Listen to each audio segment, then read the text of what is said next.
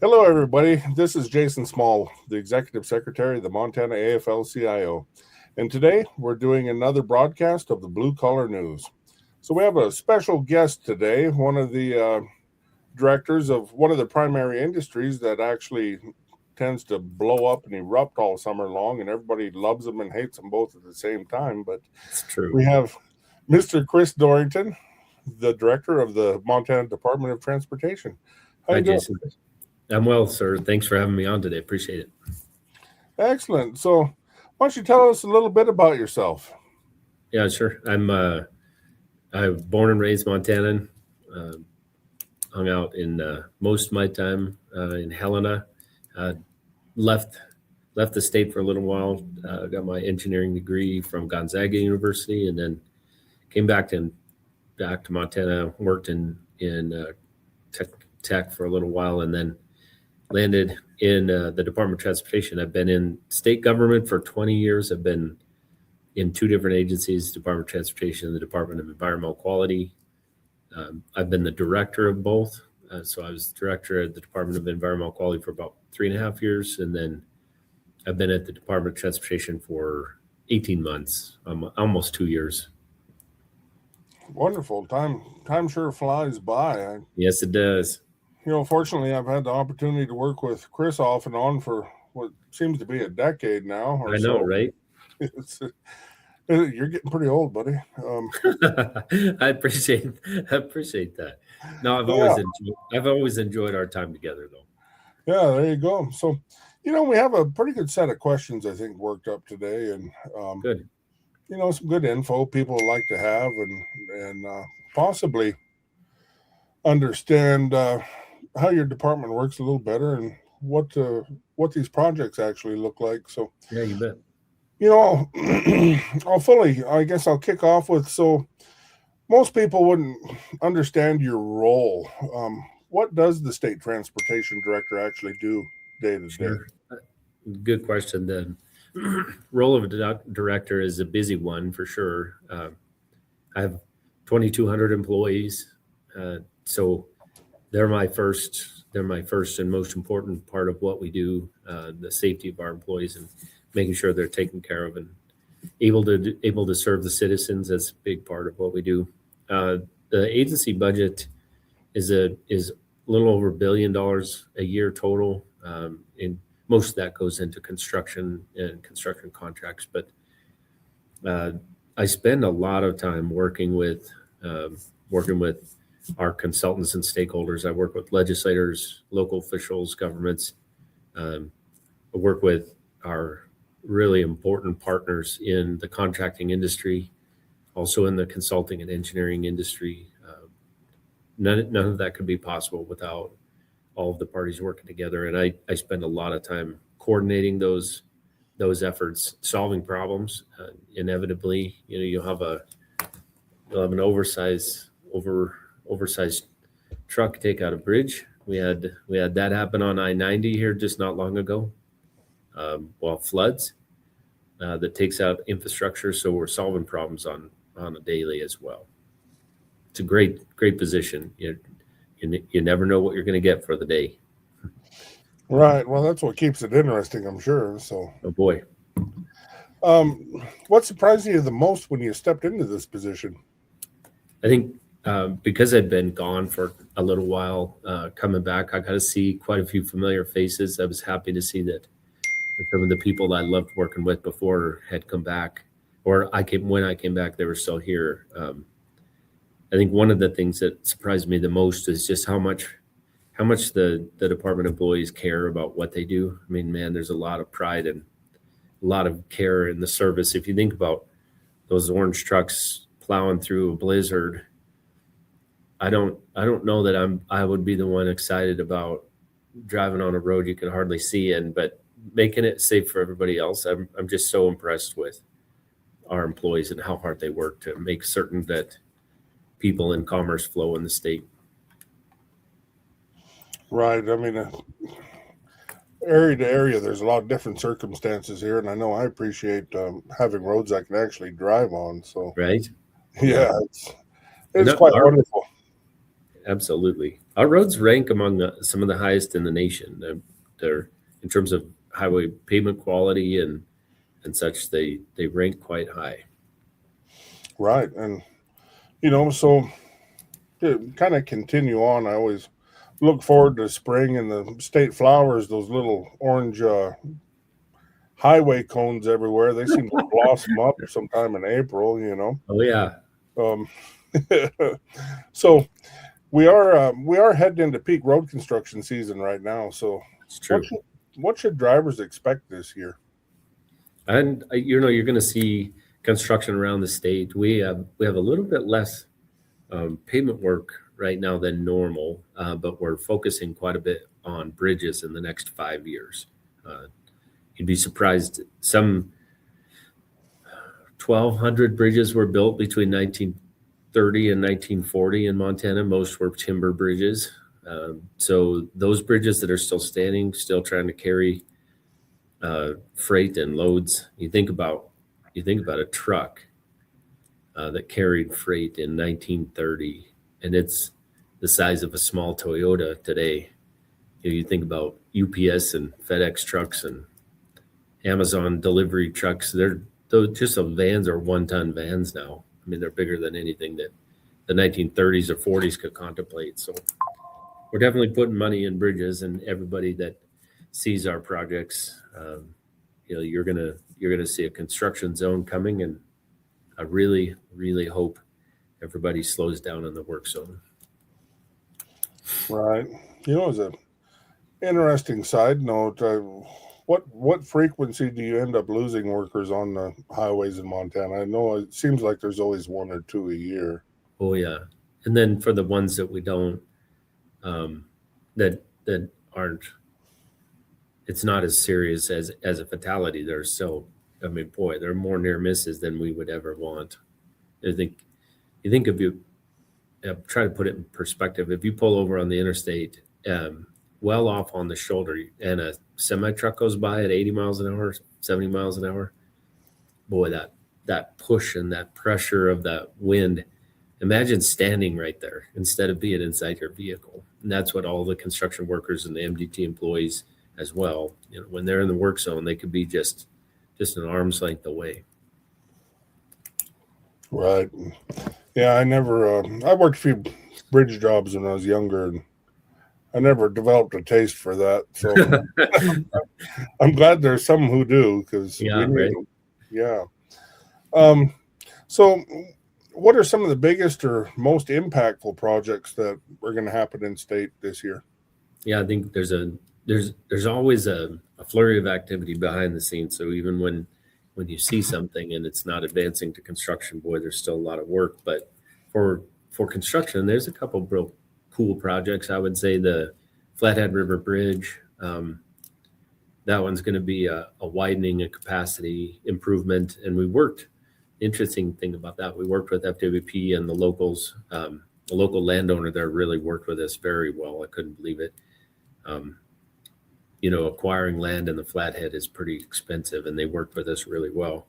But brand new bridge over the Flathead River there, and a new fishing access and a very much improved fishing access so that people can get safely off the road and still go recreate on the river. It's pretty amazing. That's going to be a really cool project. There are some reconstruction rebuilds around the state, paving chip seals that you'll see. And then, one of the bigger projects that's currently in the works is that Billings bypass in the areas there, projects that are connecting on both ends. But Johnson Lane interchange, you'll see a project, not in construction this year likely, but for sure next year. But the activity around Johnson Lane is going to be pretty extensive, tying into that south end of the Billings bypass. And we're working on a couple projects on the interstate there to add capacity, which is all designed or planned to be 3 lanes, from Billings all the way to Laurel. At some point, it's not going to happen soon, but that's the incremental progress that we do long-term planning and try to get things squared away and move forward. The last one I would highlight is 191 from Bozeman to Big Sky through the canyon, we're doing a handful of projects to improve, from a maintenance perspective, the ability of that pavement to last on much longer. So we have some repave and we have some surfacing that we're going to be doing. We're doing night work through there. It's a lot safer for the workers, and then a lot less traffic. If you've been south of Bozeman headed to Big Sky between 7 a.m. and 7 p.m., you know that there's a lot of traffic. And so we're trying to reduce the impact on the traveling public, improve the safety for the public, and improve the safety for the workers. So we'll have projects along there that I think are going to be really helpful. Yeah, that's got to take quite a bit of communication and thought behind it to actually make these things work out. I went over the Billings Bridge for the first time about a week ago, and that was a pretty neat project. It's going to be great when it's finished. Pretty big structure. Mm-hmm. Yeah. And there's two. There's one over the railroad already. There's two, but one over the railroad and then one over the river. So. Mm-hmm. Yeah, I took the river road. I wasn't exactly sure where to come down out of the heights. It's not marked very well, but right. Definitely figured it out, and it was pretty cool, pretty neat. Indeed. So, when we get to talking about these projects, and person says, that this project's getting ready to ramp up or take off or whatnot, what's actually happening behind the scenes at that point to make sure that these projects can really get going? Sure. There's a lot of effort on our public information side. So on the project development side and project delivery, there are huge teams and our partners on both consulting engineering, MDT staff engineering, and then on the construction side, of course, we have our primes and subs that are delivering the project at a letting. There's a tremendous amount of work to make certain first that everything is buildable, constructible, and then dirt work begins after traffic control is put in place. But we're trying to do our best at also informing the public that projects coming. We put up variable message signs on a bunch of them and say, hey, 2 weeks out, 1 month out, you're going to have construction along this route, and plan for delays, but really plan your routes. That's if you can choose another route, that'd be great. If you can't, just know that you're gonna run into construction that's really important, and safety is number one. Right, I'm pretty familiar with that. Was that Highway 2 or 200 up there? I think they've been working on that consistently for like 50 years now. Oh yeah. There's Highway 200. There's also, I can highlight a couple of projects there where we have between around six miles of asphalt is removed right now. We're working on getting that, but then that project will continue, I think, about 15 miles total. That through the center of the state, you probably know as best as anybody that the soils in that area are really tough. That gumbo will catch you. So there's a lot of material that has to go in before you get paved that sets a really sound base that will last a long time. Right. One of the questions I always had, it seems like, as long as I can remember, that little stretch on your way to Winnett, is that the Fred Robinson Bridge? Yeah. Yeah. Why can't you fix that?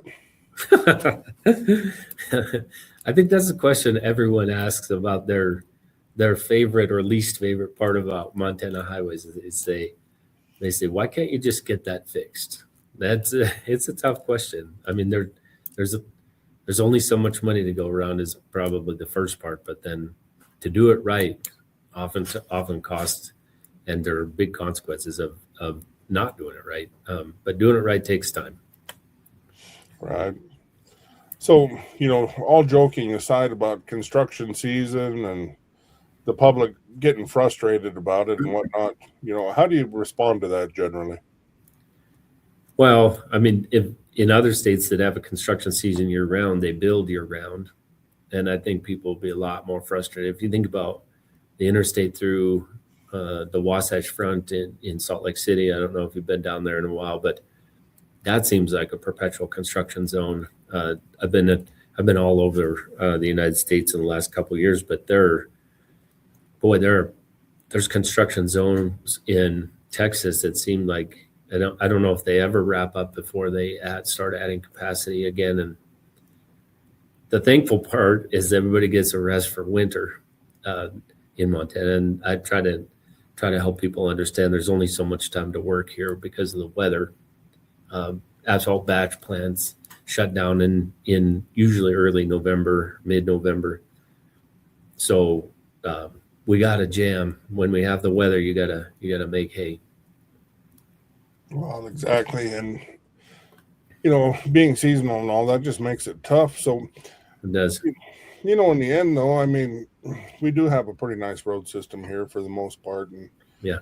everything works out. So there is a long-term payoff for the drivers. But, what do you say about delays? And I know people got to call up and gripe about that all the time. What's your thought on that?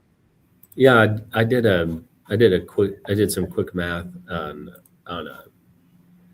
a highway section that's 10 miles long. If you were normally driving 80 miles an hour and we dropped you down and then traveled you at 55 miles an hour, you're talking about 4 minutes of delay for that 10-mile section by dropping your speed. Now, perception-wise, you feel like you're losing your mind because how could construction slow us down so much or for so much time? But in the end, if you be patient, one, you'll be safer. The construction workers will definitely be safer, and then you can get that. You make that 4 minutes up, or improve your status on that 4 or 5 minute delay over the course of a 10-mile project, and it seems pretty reasonable. Right. No, it's just inconvenient, and For sure. Then the 100 miles an hour you got to drive after you get out of it to catch up. You better not. No, I would say the tougher part is where we have real limited access, and you have to pause at a construction light, wait for the pilot car, and then go. Those are much harder situations because you are delayed even more. Right. Well, that's always something I'm not looking forward to running into, but it is a necessity, of course. Yeah, that's right. So, what are the biggest safety concerns you have during construction season? Really, it's probably the number one thing is distraction and driving over the speed limit. Unfortunately, there was a bad crash in a construction zone east of Bozeman last year, where a commercial vehicle operator was driving and also checking his email, and at highway speed, he ran into several vehicles, but the first vehicle, that driver had lost their life. That's a tragic scenario that doesn't have to happen. People pay attention, slow down, everything else is going to work out. Impairment is a really big part of just normal traffic safety operations, regardless of construction or not. About half of Montana's crashes involve someone that is impaired or has some level of impairment. And that's a drug and alcohol. But I mean, my gosh, there's a pretty clear indicator that that's a problem. And the last is just wearing your seatbelt. When you get into a crash, wearing your seatbelt is going to reduce the severity of injury. And our cars are designed to keep us as safe as we can when bad things happen. So those are the big safety concerns. Do we have more of an issue with impaired driving or distracted driving? What's your thoughts there? Well, the statistics definitely show that impairment is the worst of the two, but part of that is distraction isn't always accurately reported. People, I mean, if you're impaired and you either blow or have a blood test, it's very clear you're impaired. If they were distracted and they don't fess up to it, it's an underreported challenge. It's certainly still a problem, though. As far as going through these construction sites, how much of a difference do reduced speeds and lane closures actually make as far as the outcome of the safety of everybody involved? Yeah, I think one of the big complaints I hear is that, I went through this long construction zone and no one was even there. but you don't know what you don't know, and so there could be it could be set up, and someone could be there tomorrow, or they could be off of the highway. They could be doing work within the right of way, but not visible. Though all of the construction zone is designed to keep them, both the traveling public safe and then the workers safe.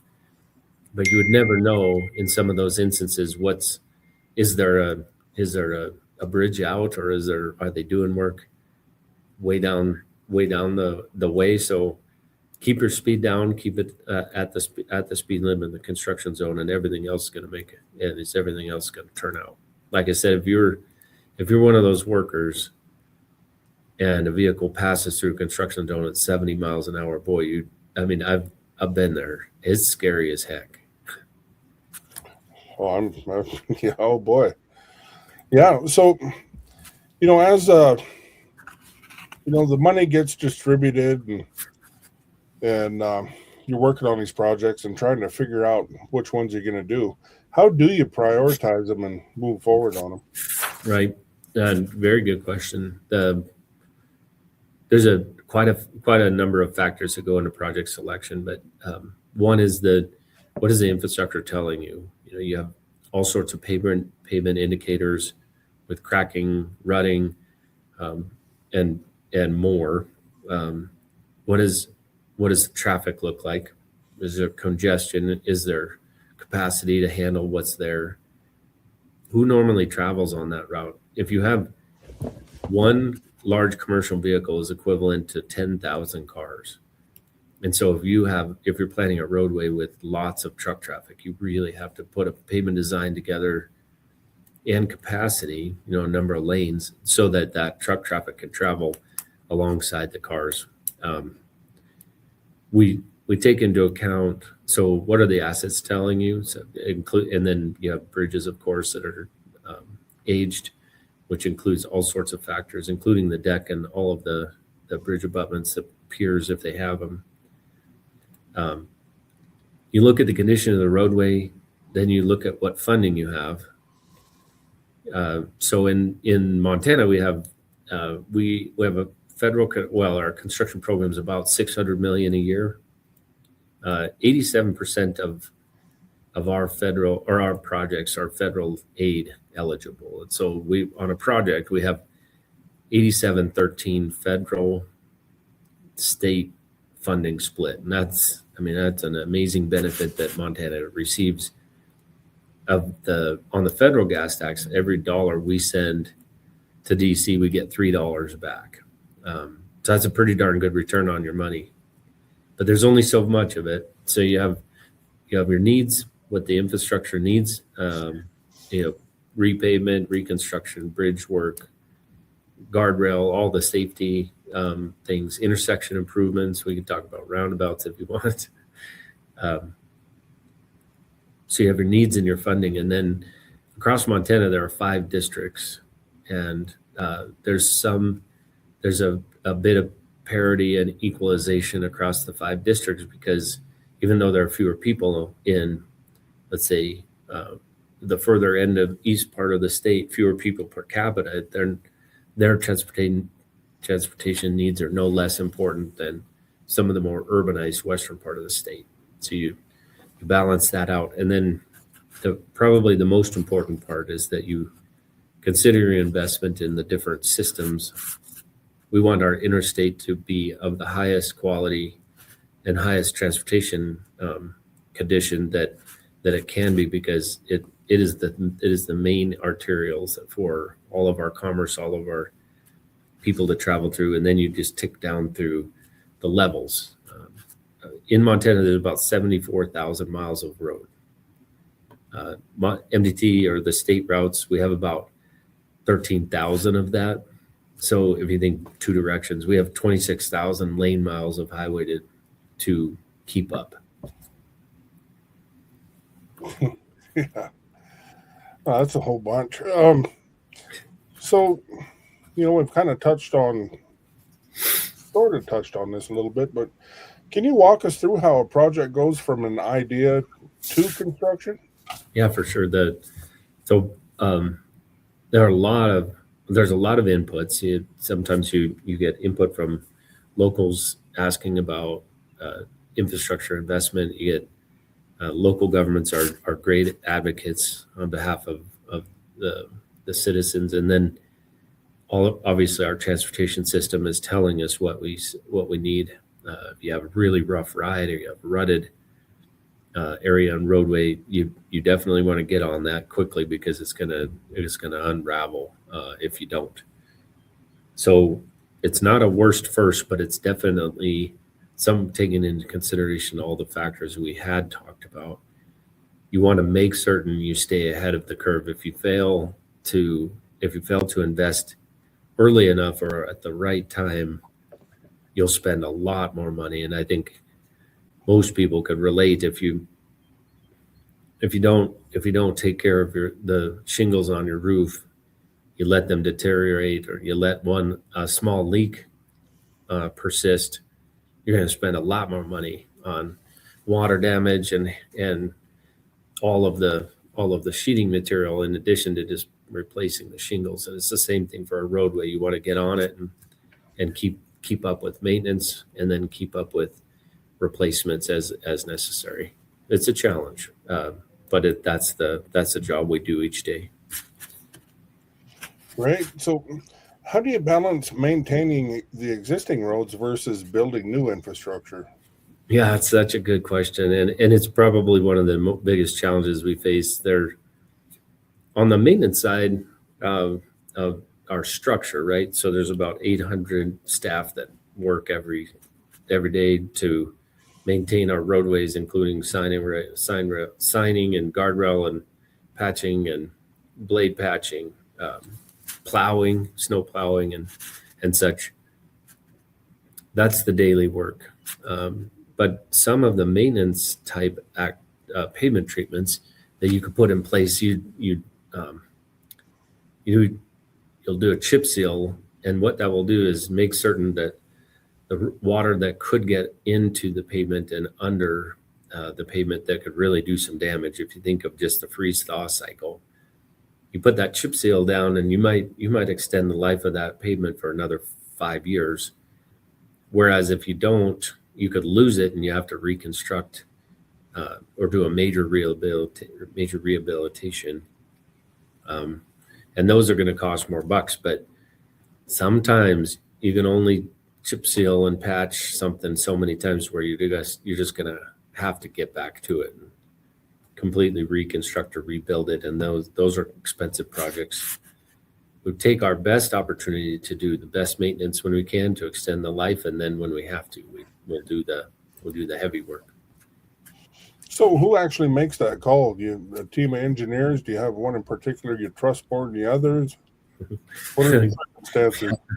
It is not a popularity contest or people. Most of it is in the data, I'll be honest. We have a really extensive roadway data system, really extensive bridge condition inventory.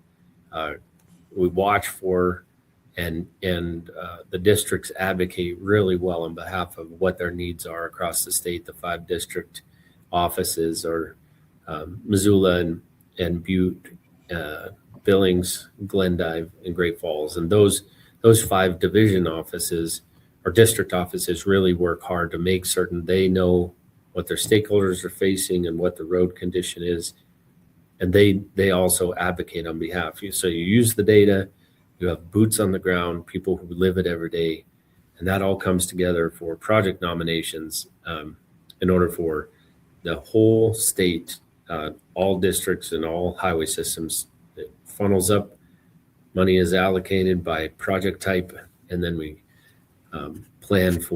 we plan out 5 years at a time. So every year we're adding one to the end, but 5 years out at a time. So we have about 500 to 600 projects in the works at any one point in time. Wow. Yeah. Yeah, that's a lot to manage. What are your biggest funding challenges as far as doing these projects? I know you have the 3-to-1 match essentially, like you already said, but yeah, are there other issues? Oh gosh, yeah. In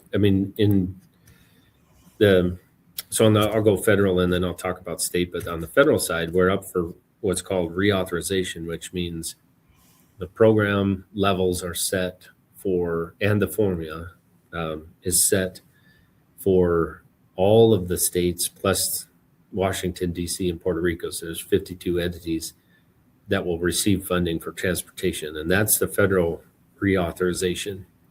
For those who have watched what the Department of Homeland Security and Customs and Border Protection, that what they just went through in the longest in history of a budget not being approved.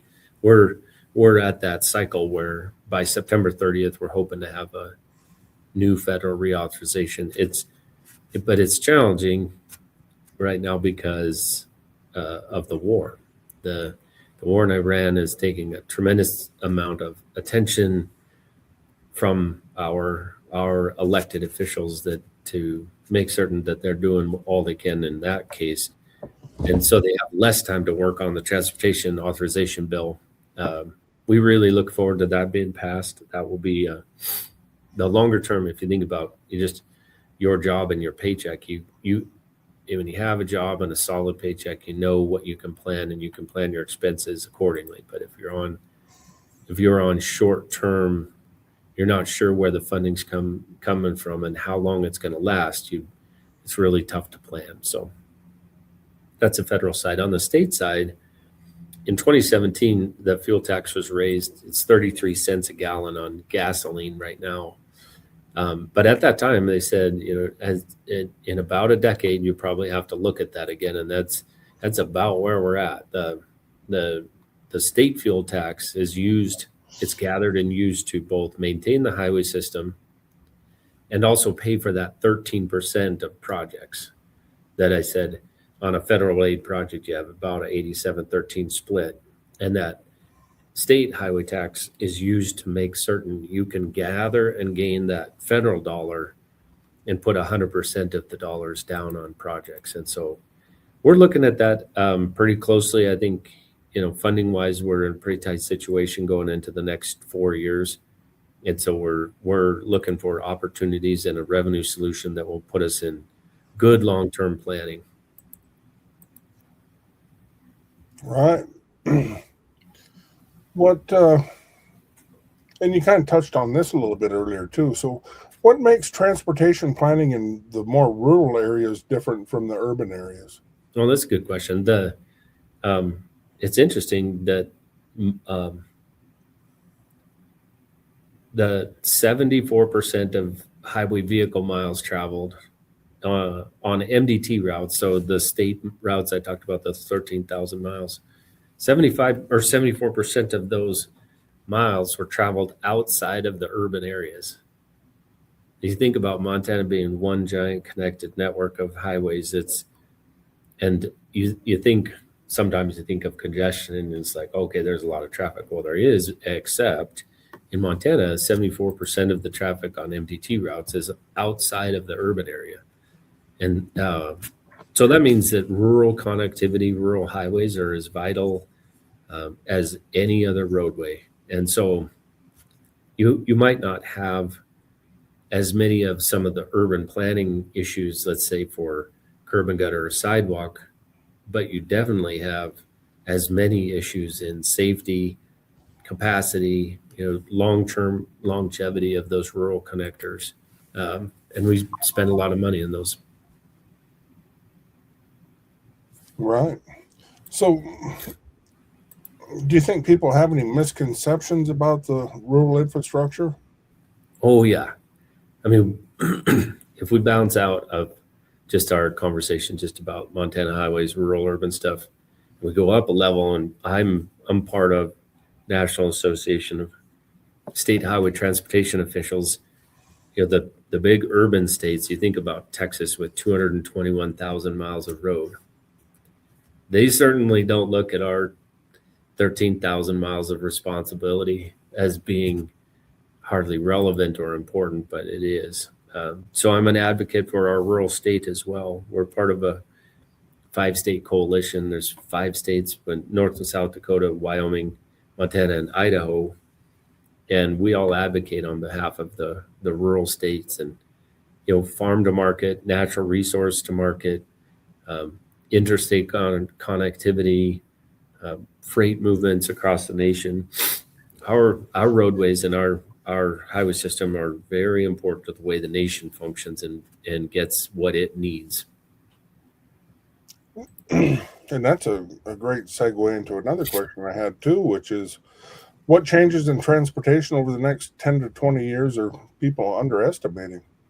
I think one is, so the age of our infrastructure, the interstate system was kicked off in about 1957, carried on most of the interstate system. U.S. interstate system was originally built and completed in the 70s. But you think about anything that was, I was born in the 70s. I might need a little rehab myself. I've got a knee surgery or two, and that's the way that I think people take transportation for granted a little bit. You cover the same amount of roadway, or you hit the same bridge over and over, and it just becomes part of life. But that infrastructure demand and the rebuild and cost of infrastructure is very high. I don't think it's going to go away for a long time. And you don't want it to. You want a transportation system for an effective economy. And so I think people kind of take it for granted. In the next 10 to 20 years, we're going to see lots of infrastructure demand. And then on the technology side, autonomous vehicles they're working now, both in the passenger vehicle realm. If you think about Waymo and some of the other providers, Tesla's got an autonomous car. And you think about autonomous trucking, freight movements, that is amazing, what is going on there. Yeah, I'm hoping they're going to develop that a whole heck of a lot more before they try to deploy it. Oh yeah, well, it's deploying right now though. There's a company based out of, they have an office in Bozeman. It's called Aurora Technologies, and they're running on fully autonomous trucks between Houston and Dallas, and then I believe Dallas and Phoenix. But it's amazing what those trucks can see and do. And you think about it, 80,000-pound vehicle with no driver, there's an amazing amount of redundancy as well. It's impressive. I've seen video of it work. I haven't ridden in one, but I know people who have. But those fleets are working right now, moving freight. Right. I sat through a presentation that they did the other day, and once again, I was pretty impressed, but still a little bit sci-fi for me. I don't know. Yeah, it's pretty amazing what the technology can do. So as far as autonomous vehicles and, that discussion there, what do you think the near term versus long term reality is with them? I know next week we're not going to have fleets or semis. I hope anyway, not going up and down the interstate, but no. In fact, I think we're probably a little ways out, but it's not that far.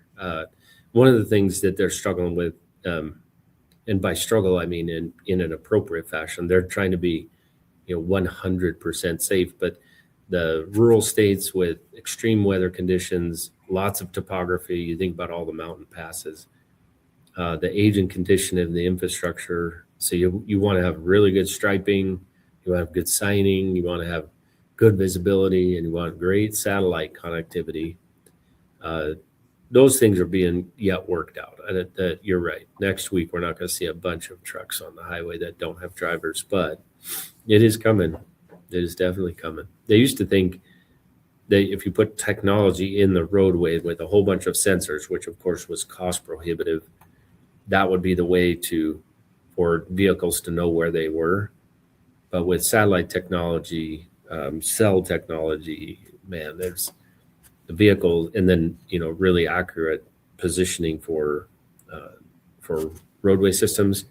Those vehicles know where they are better than we do. Right. I remember California starting those projects 20 years ago, and yeah, As a kid, I figured we'd be living in the Jetsons era by now, but Right. that's it's progressing a lot more slowly than I would have thought in my youth, for sure. Yeah. So, There's a company that was just, I can't remember the name of them, but there is a company that's was just approved in multiple states. I think it's 10 states to do basically a flying Uber service or flying Waymo. So they pick you up, fly not on the roadway, but fly overland and land you where you asked at a restaurant or at work. And that's current. There are permits in place in order to do that. Now the technology for that company, I don't think they've scaled to the point they can provide this service, but the permits are there, and they definitely have the flight vehicles designed and tested that can do it. wow. Mm-hmm. Yeah, that's getting ridiculous. So, Crazy. I'll go back to safety a little bit. Pardon me. What strategies have actually worked to reduce traffic fatalities in state? Sure. And there's the big 4 E's of engineering, education, enforcement, and emergency service. For sure, I don't know if you're the same, you're like me, but if I see a police officer, or I see a upgraded police presence, I definitely try to mind my P's and Q's a little bit better.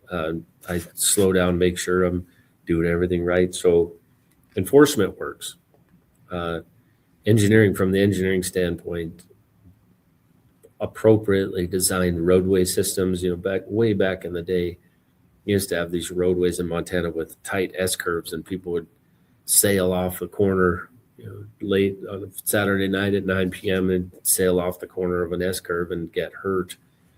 We've designed most of those out, and if we find one that's ours, it's where there's definitely, if it isn't rebuilt already, it's going to be. So you can design a safe roadway. Educating works a bit. It's probably the hardest of the 4 safety initiatives because, doggone it, we're Montanans, we're tough. Can't tell me what to do. Those mindsets really still are pervasive, and it's hard to teach somebody that something that they don't want to do is better for them. And so you have to balance those safety initiatives. And then the last is just emergency services. Montana is a huge rural state, and the rural, my hat's off to all of the EMS personnel that take care of people every day, travel distances, and see some of the worst off situations that akin to fighting in a war every day. You think about the police and EMS services. My hat's off to them for all the hard work they do. But they also have to cover large areas, and Montana is a big state. So trying to get people that are injured into an ambulance and off to advanced care, that's a tough part. But it does make a huge difference when good equipment and good people are in rural areas to take care of the citizens out in those rural areas. Right. No, it makes a difference. I know oftentimes we have these disasters, whether it be a train derailment, flooding, washing out roads. Oh yeah. Fires, whatnot, what have you. What's the first move that your team generally makes to alert everybody, and what's your first line of action in an event like that? Sure. The first thing is just keeping the public out of there, keeping them safe, so that closing a road, closing a lane, rerouting, detouring, signing, and putting up a variable message sign, and then working closely with all of our partners. We work with the military affairs, Department of Military Affairs, and the DES officers. There are incredible disaster and emergency services, and then the counties each have a DES officer. Between law enforcement and emergency coordination, our department, a handful of other departments that may or may not have a role. We just, first you make certain no more people can go in there and get hurt, and then you put a detour or a different route in place so that people have a place to go or get out of. And then you start, mitigating risk, assessing. Once the disaster's through, you start assessing damage and ongoing risk, and then you start making an interim plan with a final plan in mind. Great. Communication is key. Right. Yeah. I remember 20 years ago when you used to drive across the state, and you'd have these monstrous dead zones, and you never knew exactly what was going on anywhere. You're not wrong about that. Yeah. There's still places, small places, but there's still places where you can't keep your call going, or you can't get a call to go out. Right. So I guess we'll get down to kind of where we fit in generally. Are labor shortages impacting your ability to deliver projects? Oh, for sure. But I also have a success I want to share. I'll do that. I'll talk about some of the shortages right now. As I said, we have so many bridges that we need to upgrade or replace, improve. And right now we have just a tremendous shortage in our structural engineering side for project development and project delivery on the construction and engineering side. It's just a really hard field to both recruit and retain out of. The demand for structural engineers is high as it's ever been. And so, boy, they can get snatched up from you in a heartbeat. Luckily, we have really good people here, but I have a lot of vacancies in the structural program. If anybody wants a job, come see me. On the maintenance side, we've done pretty darn well, I have to say. And I want to highlight one particular success. So out of the Bozeman office, that's a division office, we had, in December of 2023, we had 22 vacancies. So we were having to pull out of 46 positions. So you're like, holy cow. We were pulling people from all over the state to do stints in Bozeman area to make certain we had just individuals that could plow and maintain the equipment and maintain the roadways. But as of this morning, we have no vacancies. And this is a testament to the amazing maintenance chief down there. His name is Josh Ritchie. A handful of individuals that worked in a transitory capacity, all of the volunteer plow drivers, but you put really good people in place with developing a good culture, and you attract good talent. And to have zero vacancies in an area where you were just struggling for years is such an amazing victory. And I can't say it enough about all the leadership in that area, and then all of the hard workers that they're just kicking butt right now, man. I would say, that there's a handful of areas that are difficult to just traditionally hire and keep in our survey crews. The survey is kind of an underserved area, I think, in our education system and our trades area. We have drillers that go out, core drill. They sample the roadway and the base.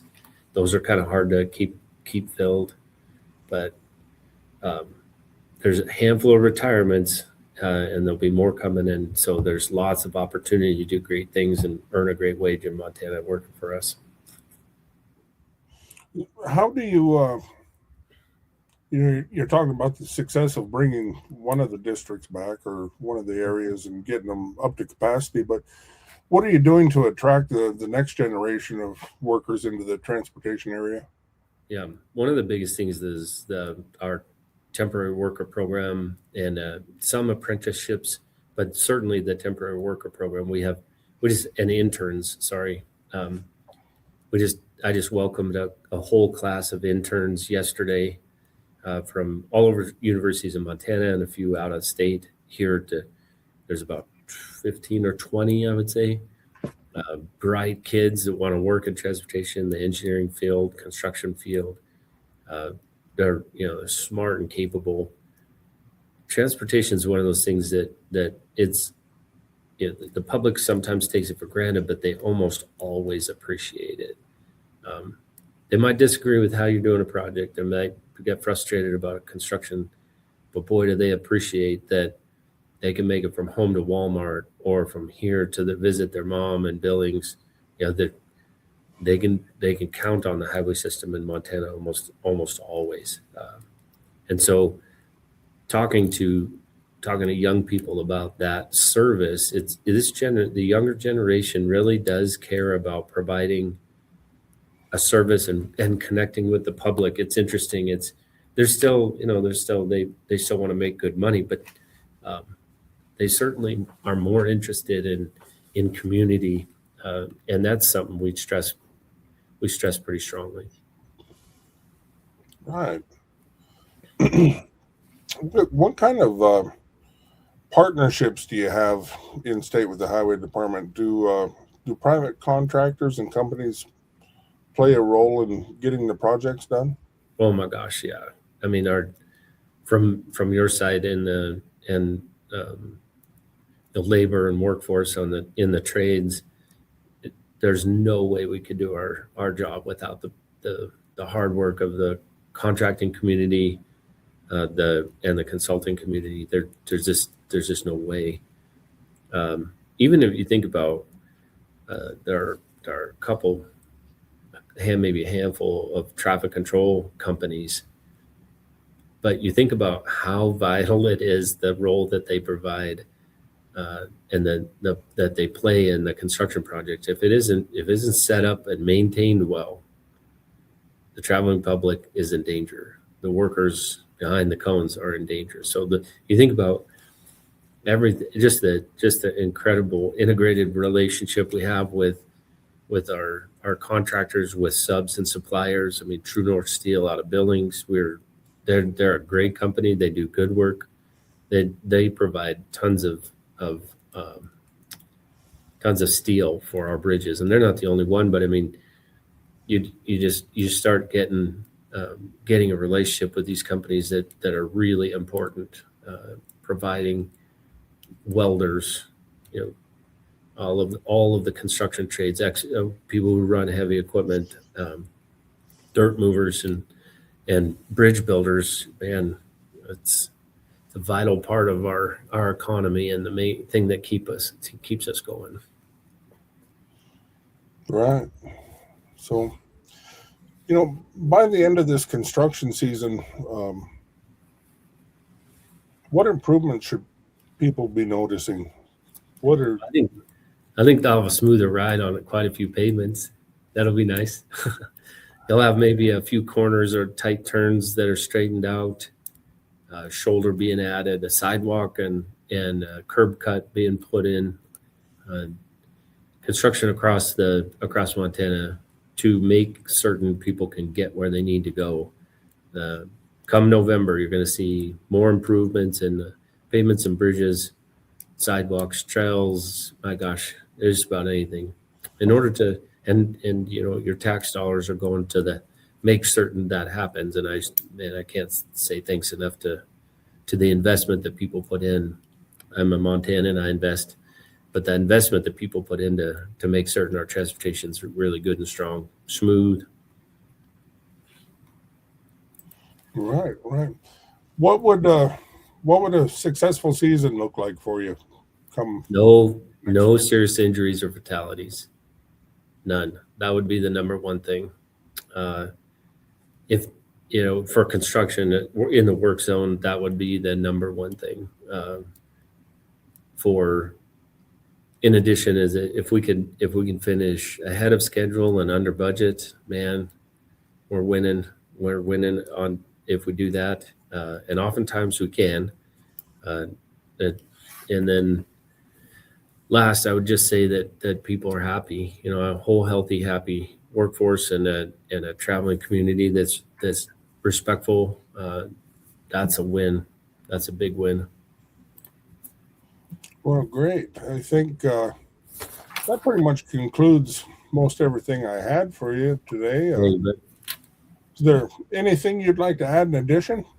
I just thank you, Jason, for having me on today. It was really kind of you to talk through this. I know I could probably geek out on transportation for as long as you had questions, but I care about this role. I care about the people that work for me a ton. They work really hard.